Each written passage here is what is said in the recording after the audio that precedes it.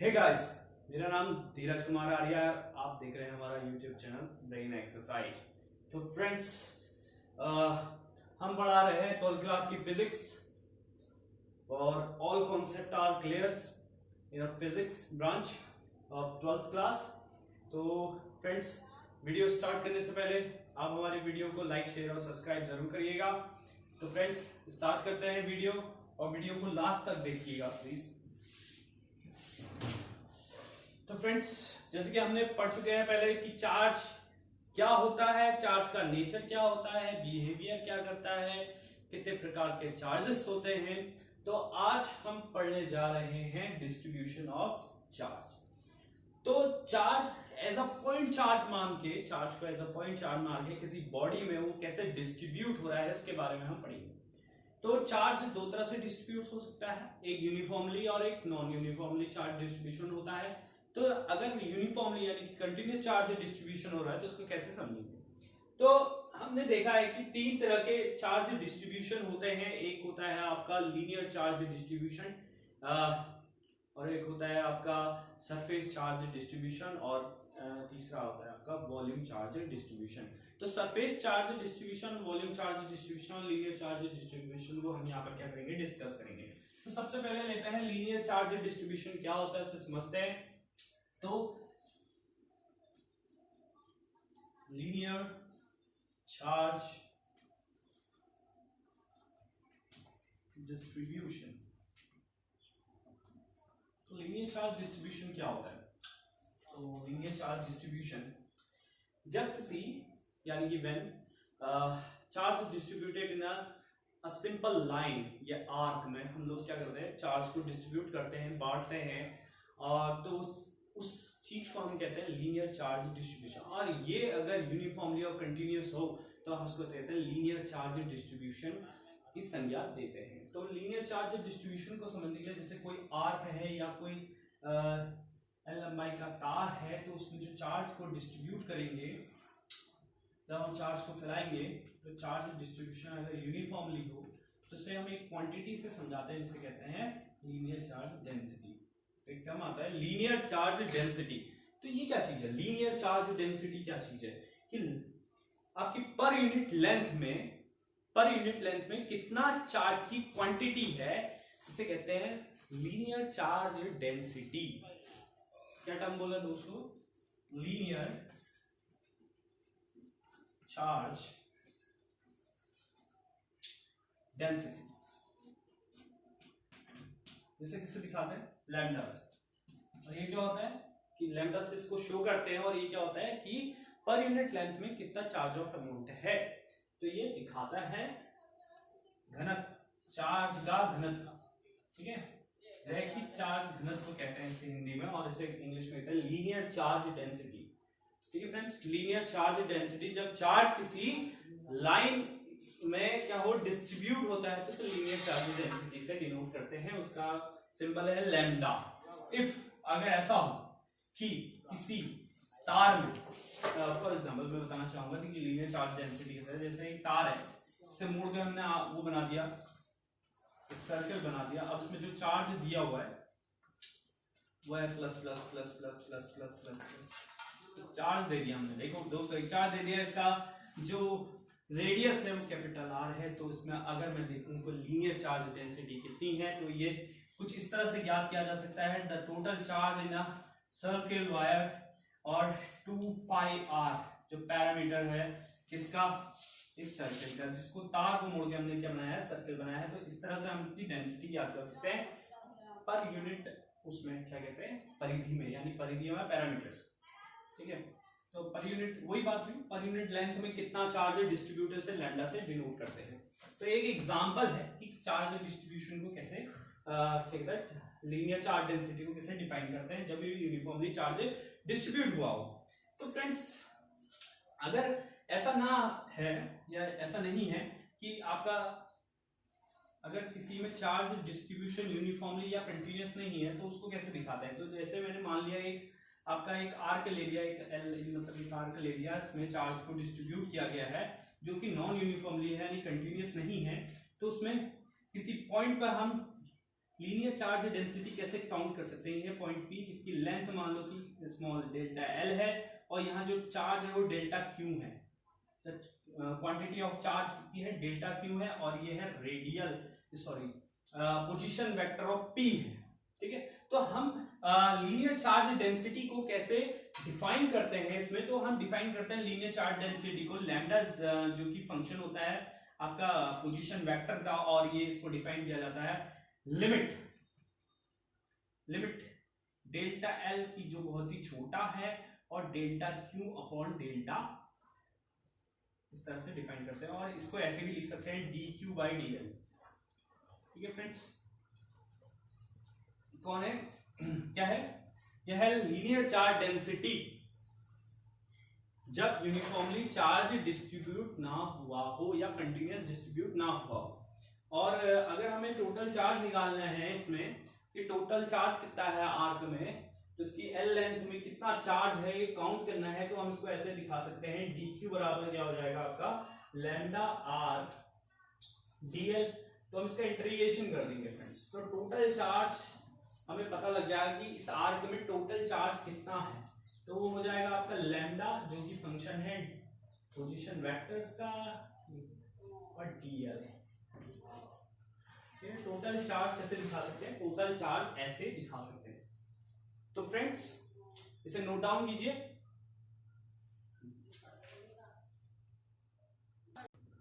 देखिए फ्रेंड्स, उसके बाद बात करते हैं सरफेस चार्ज डिस्ट्रीब्यूशन के बारे में।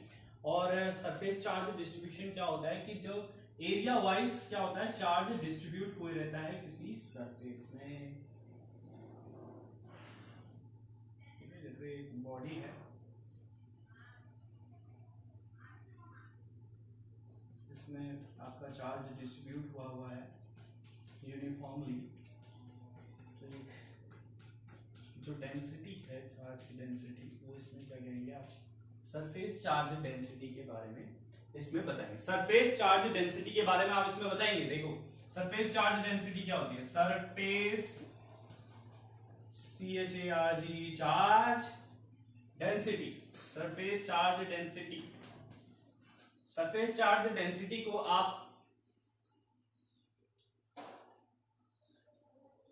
इससे डिनोट करते हैं। ठीक है फ्रेंड्स, तो सरफेस चार्ज डेंसिटी को इससे डिनोट किया जाता है। तो सरफेस चार्ज डेंसिटी के बारे में क्या है? Surface charge density amount of charge in per unit area, per unit area में कितनी चार्ज की क्वांटिटी है उसे डिनोट करते हैं। ठीक है फ्रेंड्स, तो ये surface charge distribution.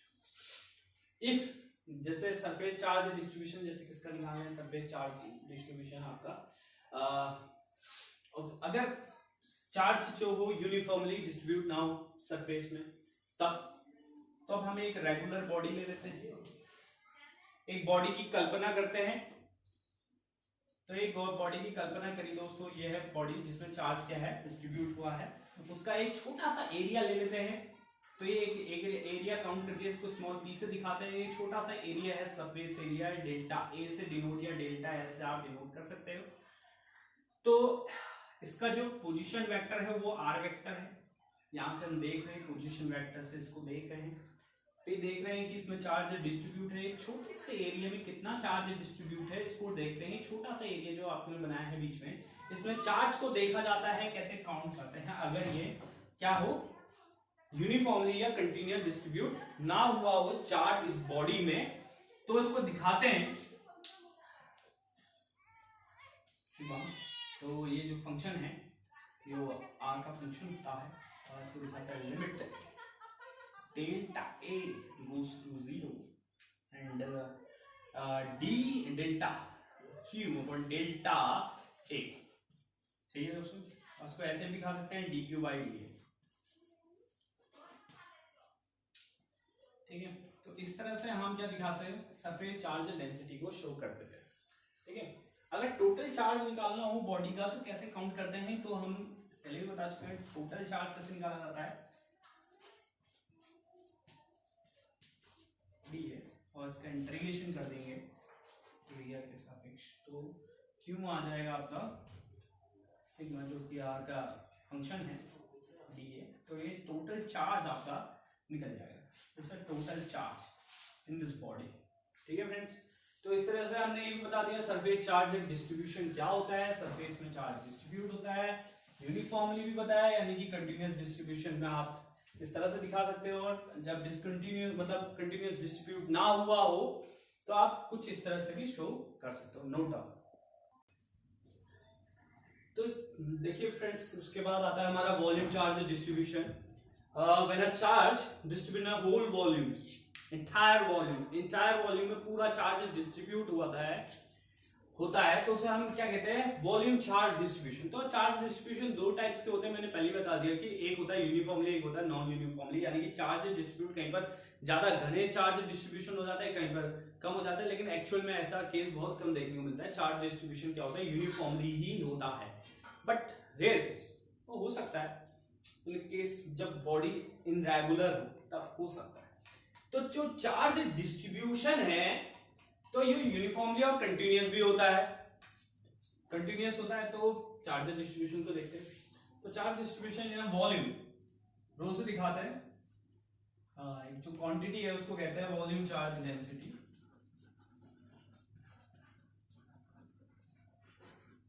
Volume charge density, हाँ, जैसे कि हम बात कर रहे हैं डेंसिटीज की बात कर रहे हैं, डेंसिटीज अभी इसमें जो डेंसिटी लेंगे वो पर यूनिट वॉल्यूम में लेंगे, कि पर यूनिट वॉल्यूम में कितना चार्ज की क्वांटिटी है या अमाउंट है। Amount of charge in per unit volume is known as volume charge density, is denoted by rho, ठीक है। तो ये किसे दिखाते हैं, rho, Q upon V। In per unit volume the amount of charge is known as the physical quantities, its name as volume charge density। ठीक है friends, if अगर ऐसा हो, if क्या हो कि चार्ज डिस्ट्रीब्यूट यूनिफॉर्मली या कंटिन्यूअस ना हो, तो मैं एक बॉडी मान लेता हूं, दिस इज अ बॉडी, ठीक है, एक इसका टोटल वॉल्यूम V है, इसमें मैं एक छोटा सा एक यूनिट वॉल्यूम ले लेता हूं, दिस इज यूनिट वॉल्यूम,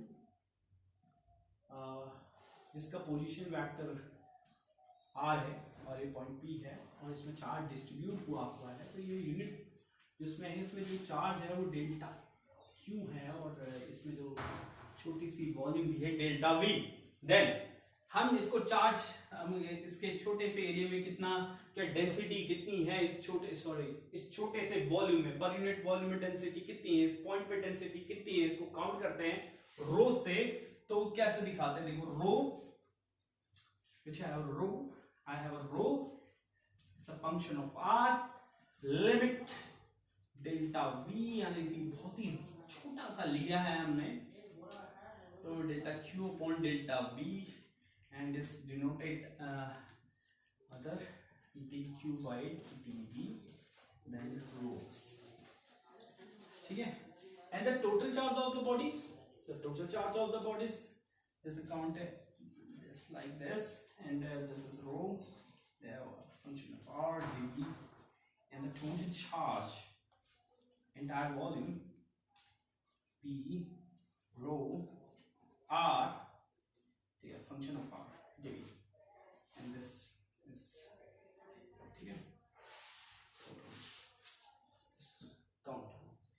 तो फ्रेंड्स, मैंने वॉल्यूम चार्ज डिस्ट्रीब्यूशन को समझाया आपको, इसको अच्छी तरह से देख लीजिएगा, मैथमेटिकल फॉर्म बताया ही है, और चार्ज डेंसिटी के बारे में आप जानते ही हैं कि, अब देखिए फ्रेंड्स, इसको आसान भाषा में ऐसे समझाया जा सकता है कि चार्ज कितना घना है, चाहे हम उसको पर यूनिट लेंथ से देखें, यानी कि किसी लंबाई में चार्ज डिस्ट्रीब्यूट हुआ है तो एक लेंथ में कितना घना है, उस हिसाब से हम लंबाई में हिसाब लगा देंगे कि लगभग इतना चार्ज होगा, ठीक है फ्रेंड्स।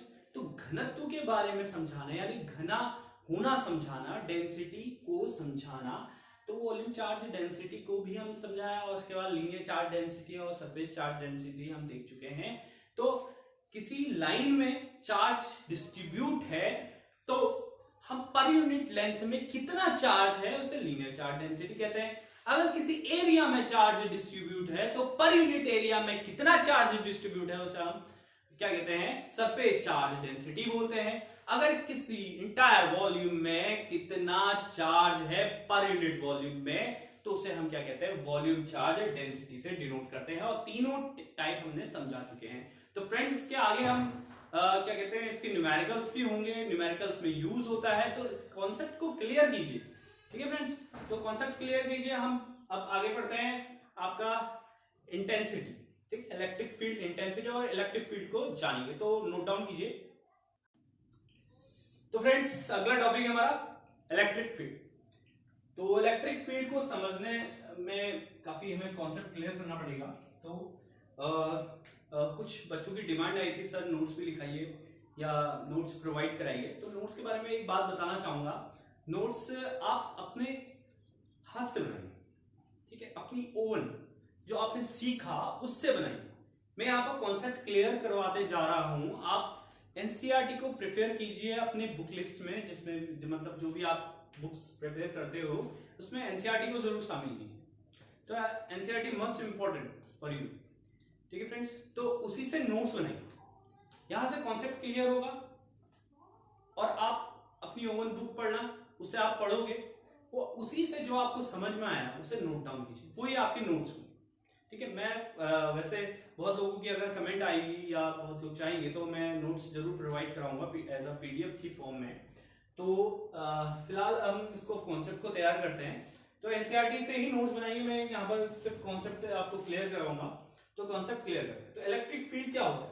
जनरली हर किसी का एक फील्ड होता है। जैसे मेरा एक फील्ड है कि मुझे इतने मतलब मेरे इतने एरिया के लोग मुझे जानते हैं, और आपका भी एक फील्ड होगा जहां जिस एरिया में आपको जानते हैं वो एरिया कहलाती है, वो आपकी एरिया है। कहते हैं नहीं मेरी एरिया है, तुम मेरे एरिया में आ गए, मेरे एरिया में आके क्या कर रहे हो, मेरे घर में आके क्या कर रहे हो।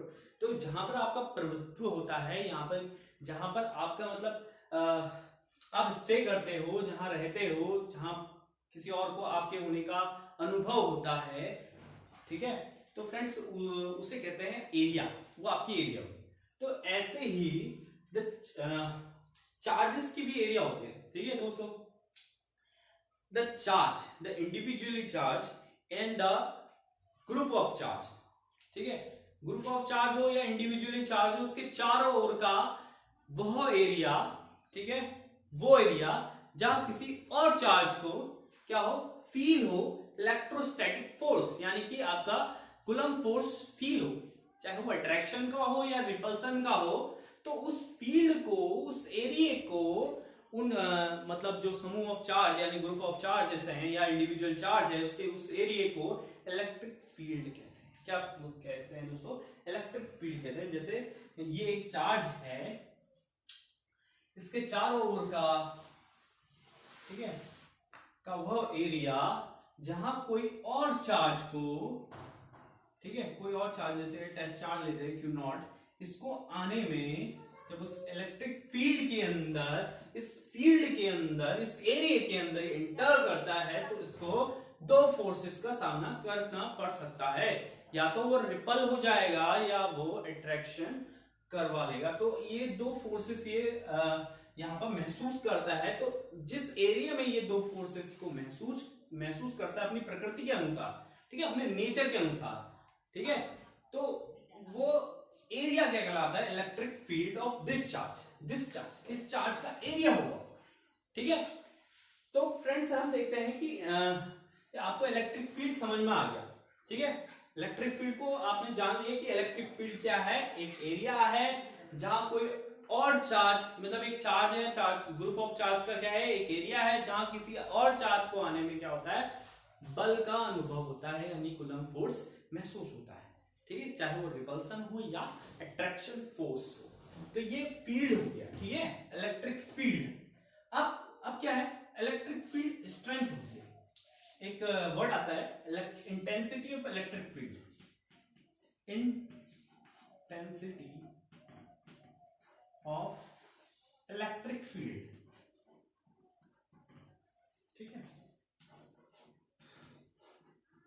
या इलेक्ट्रिक फील्ड स्ट्रेंथ भी कहते हैं। इसे ई से डिनोट करते हैं, और इसके ऊपर एक वेक्टर का निशान लगाते हैं, ठीक। Electric field sorry intensity of electric field क्या है, ठीक है।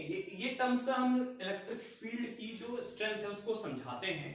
यानी कि आप देखोगे ना कि चार्ज जो होगा, जब group of charge individually charge, उसके इर्द गिर्द अगर किसी चार्ज को मैं रख दूं तो उसको ज्यादा क्या होगा, फोर्स अप्लाइड होगा, और जैसे जैसे उनसे दूरी बढ़ते जाएगी वो फोर्स क्या हो जाएगा, कम होता जाएगा। यानी कि उसके नजदीक, यानी कि इस चार्ज के नजदीक अगर कोई चार्ज आता है तो उसको सबसे ज्यादा फोर्स महसूस होता है, और जैसे जैसे इससे दूर जाता है वो फोर्स क्या हो जाता है, आपका कम होते जाता है, डिक्लाइन होते जाता है, ठीक है।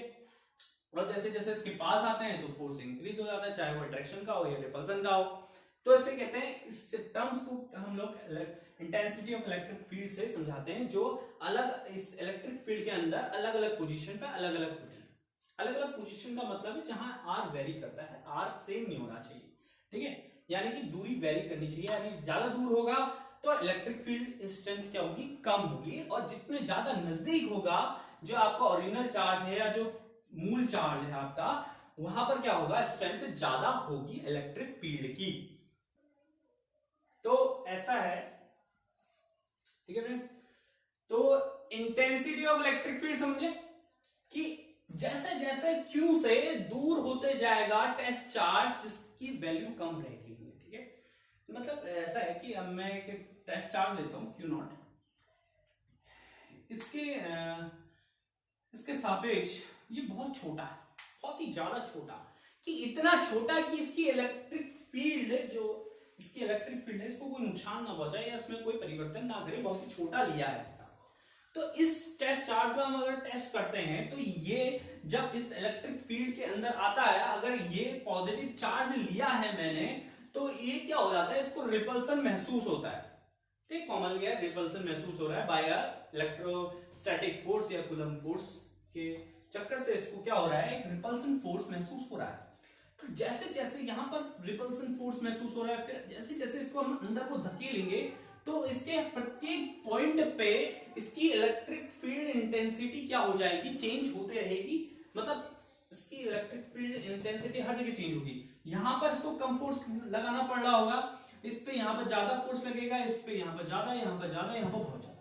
तो फोर्स की जो ज्यादा आपको लग रहा है वो इलेक्ट्रिक फील्ड स्ट्रेंथ। यानी कि हमें इलेक्ट्रिक फील्ड कैसे कैसे काउंट कर सकते हैं, कि इलेक्ट्रिक फील्ड को कैसे समझा सकते हैं, E is equal to F on Q not, ठीक है।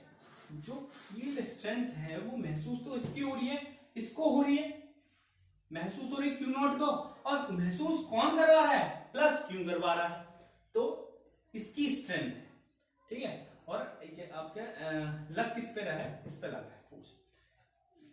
तो इलेक्ट्रिक फील्ड एक वेक्टर क्वांटिटी है, इलेक्ट्रिक फील्ड इंटेंसिटी एक क्या है, वेक्टर क्वांटिटी है, जिसकी डायरेक्शन फोर्स की डायरेक्शन के साथ ही होती है। यानी फोर्स जहां को लगता है वहीं को होता है इलेक्ट्रिक फील्ड इंटेंसिटी, ठीक है फ्रेंड्स, ठीक है, फोर्स के साथ होती है।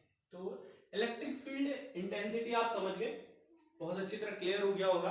अगर फिर भी आपको अगर कुछ क्वेश्चन पूछना है तो आप कमेंट सेक्शन में बोल सकते हैं, मैं आने वाली वीडियो में उसको कवर कर दूंगा। तो फ्रेंड्स इसके बाद हम पढ़ेंगे कि एक पॉइंट चार्ज के कारण कहीं पर किसी पॉइंट पर इलेक्ट्रिक फील्ड इंटेंसिटी कैसे काउंट करते हैं। आप उसको ऐसे नोट डाउन कर लीजिए अगर कर रहा है तो मन। तो फ्रेंड्स बात करते हैं intensity of electric field due two point charge. अब एक पॉइंट चार्ज के कारण किसी पॉइंट पर, यानी कि किसी चार्ज के कारण किसी पॉइंट पर हम क्या करेंगे, इलेक्ट्रिक फील्ड की इंटेंसिटी काउंट करेंगे, ठीक है फ्रेंड्स। तो मैंने एक माना है एक पॉइंट चार्ज है ओ बिंदु पर, यानी कि ओ पॉइंट्स पे एक पॉइंट चार्ज क्यों है, और हम पी पॉइंट पर, यहां से पी पॉइंट पर एक टेस्ट चार्ज लेते हैं क्यू नॉट, ठीक है। और इस पी पॉइंट पर हम क्या निकालेंगे, आपकी इंटेंसिटी काउंट करेंगे, ठीक है फ्रेंड्स। तो देखो हमने कंसीडर कर रखा है एक सिस्टम क्या है, एक आपका ओ पोजीशन में क्यू चार्जेस है, जिससे थोड़ी दूरी पर, यानी कि आर वेक्टर की दूरी पर हमने एक क्या लिखा है, पॉइंट पी चार्ज लिया है, जिस पर हमने एक टेस्ट चार्ज रखा है, ठीक है, मान लिया ये सब, लेट अस कंसीडर है। तो इस Q नॉट को इस प्लस Q के कारण जो फोर्स आपका फील होगा उसकी जो डायरेक्शन होगी, क्योंकि ये पॉइंट चार्ज, जो टेस्ट चार्ज लिया है मैंने वो क्या है, प्लस का चार्ज है और ये भी प्लस का चार्ज है, इसका मतलब है क्या महसूस होगा, रिपल्सन फोर्स महसूस होगा और इसकी ही डायरेक्शन में फोर्स महसूस होगा, फोर्स इसको महसूस होगा। ठीक है, तो फोर्स है आपको इधर को महसूस हुआ है। तो हम फोर्स देखते हैं कि फोर्स को कैसे काउंट करते हैं। हमने कूलम्ब फोर्स में पहले पढ़ चुके हैं, F बराबर 1/4πε0 इंटू K। ठीक है, Q not upon R square. ठीक है, और जो ये अगर वेक्टर लगा दिया है तो वेक्टर लगा देने का मतलब है कि R की कैप। ठीक है, तो R की कैप, ठीक है, तो R की कैप मतलब R की दिशा में इसको फोर्स लग रहा है, वेयर द जो ये पोजीशन वेक्टर है उसकी दिशा में फोर्स लग रहा है आगे को, किसको, प्लस Q नॉट चार्जेस। ठीक है, where the value of K is called है डाइलेक्ट्रिक कांस्टेंट। ये एक डाइलेक्ट्रिक कांस्टेंट है। ठीक है, तो इससे पहले वाली वीडियो में हम डाइलेक्ट्रिक कांस्टेंट के बारे में या रिलेटिव परमिटिविटी भी कहते हैं इसे, तो रिलेटिव परमिटिविटी है और ये डाइलेक्ट्रिक कांस्टेंट है, इसको कैसे दिखाते हैं। और इससे पहले वाली वीडियोस में हमने डाइलेक्ट्रिक कांस्टेंट या आपके रिलेटिव परमिटिविटी के बारे में आपकी बताया गया है, तो आप उस वीडियो को जरूर देखिए फ्रेंड्स। तो आगे बात करते हैं, वहां मैंने एप्सिलॉन आर से ही इसको डिनोट किया है, लेकिन यहाँ पर मैं इसको के से दिखा रहा हूं, तो कई कई बुकों में आपको के भी दिखाई देगा। तो फ्रेंड्स ये लगा फोर्स किस पर, इस Q नॉट चार्ज पर। ठीक है, इस Q नॉट टेस्ट चार्ज पर प्लस Q के कारण यहाँ पर फोर्स लगा है और उसकी जो डायरेक्शन है वो आपकी पोजीशन वेक्टर जहां को R है उसी डायरेक्शन में आगे को लगा है, इसलिए यूनिट वेक्टर लगा है। तो यूनिट वेक्टर लगा, ठीक है फ्रेंड्स। तो यूनिट वेक्टर होता क्या है, यूनिट वेक्टर होता है कि अगर आप किसी दिशा में कुछ चल रहे हैं तो वो पीछे से जो आपकी राशि लगी रहती है, कि जो यूनिट लगी रहती है उसे आप कहते हैं कि मैं पूर्वी दिशा में चल रहा हूं इतने किलोमीटर वैसे। तो ये ऐसा ही होता है कि अगर तो ये डायरेक्शन दिखा, ये डायरेक्शन कहाँ को है यूनिट वेक्टर, इसकी जो मैग्नीट्यूड होता है वो 1 होता है, आपको पता ही है। तो फ्रेंड्स आगे देखते हैं, तो हमें पता है कि इंटेंसिटी ऑफ इलेक्ट्रिक फील्ड के बारे में, इंटेंसिटी ऑफ इलेक्ट्रिक फील्ड क्या होता है, इंटेंसिटी ऑफ इलेक्ट्रिक फील्ड होता है E इज इक्वल टू, क्योंकि क्या होता है आपका E is equal to F vector upon Q not. ठीक है, तो हम क्या करते हैं, ये Q नॉट जो है इसको यहां पर से नीचे पहुंचा देते हैं पहली वाली इक्वेशन से। तो F upon Q nought 1/4πε0 into K, where K is a dielectric constant, and Q upon R square, and this is our vector, our unit vector. Okay friends, this is the unit vector, it's called electric field intensity, intensity of electric field. Then intensity of electric field is represented by this epsilon naught Q upon R square, and then this is our position vector. ठीक है, unit vector, sorry unit vector. तो जब हम unit vector को खोलते हैं तो unit vector क्या होता है, यूनिट वेक्टर आपका होता है आपका R vector form, vector R का यहाँ से यहाँ तक की मतलब P तक की डिस्टेंस।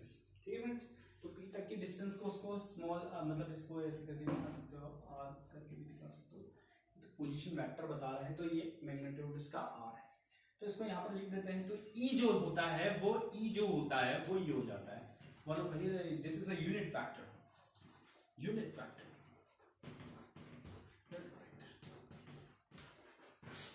ठीक है, E इज इक्वल टू क्या हो जाएगा, 1/4πε0 into K और Q upon R square, and it's R in the mod R, mod R magnitude हुआ तो 1/4πε0 into K Q, ठीक है, Q this is R cube और पैरेलल में आ गया पैरामीटर। ठीक, तो this is quantity. So electric field intensity, यहाँ intensity of electric field, intensity of electric field कहलाता है। तो ये इंटेंसिटी ऑफ इलेक्ट्रिक फील्ड हुआ, किस पे डिपेंड करता है? ये है जो चार्ज है, जो वो पॉइंट पे चार्ज है उसकी स्ट्रेंथ बताता है कि कितनी स्ट्रेंथ है, यानी कि जितनी इसकी वैल्यू होगी उतनी आपकी इस इलेक्ट्रिक फील्ड की क्या होगी, स्ट्रेंथ होगी। ठीक है, और अगर जितनी दूरी जितनी दूरी बढ़ेंगे तो इलेक्ट्रिक फील्ड की जो स्ट्रेंथ है दूरी बढ़ने के साथ साथ क्या हो जाती है, कम हो जाती है, जो हमें इस फॉर्मूले से पता लग रहा है। तो फ्रेंड्स जो ई का जो आपका एक्चुअल में ई का वो मात्रक क्या होता है, यानी यूनिट क्या होता है, न्यूटन प्रति coulomb.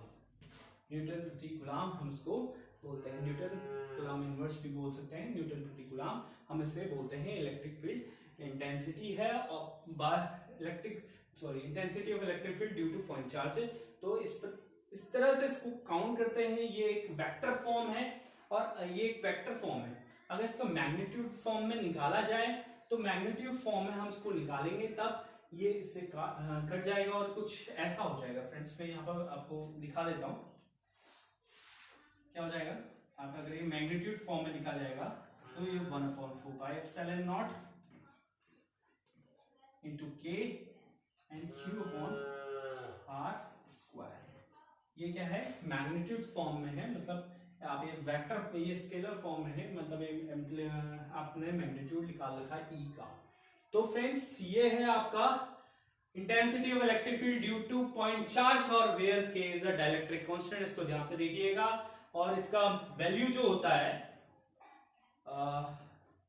1 for vacuum and air and vacuum and free space. मैंने आपको बताया है इसके बारे में, डाइलेक्ट्रिक कांस्टेंट या रिलेटिव परमिटिविटी के बारे में। तो फ्रेंड्स मेरा ये लेक्चर यहीं पर समाप्त होता है। हमने आज बहुत कुछ सीखा, तो आप उसे दोबारा रिवाइज करना, अच्छी तरह पढ़ना और एनसीईआरटी बुक से जरूर पढ़ना। ठीक है, और उससे नोट्स प्रिपेयर करना और मेरी शुभकामनाएं आपके साथ है। तो फ्रेंड्स वीडियो अगर अच्छा लगा हो तो प्लीज वीडियो को लाइक जरूर कीजिए, जिससे मुझे ये पता लगे कि मैं वीडियो अच्छी बना रहा हूं कि नहीं, और अपने दोस्तों के साथ शेयर जरूर कीजिए फ्रेंड्स। तो थैंक यू, मिलते हैं अगली वीडियो के साथ।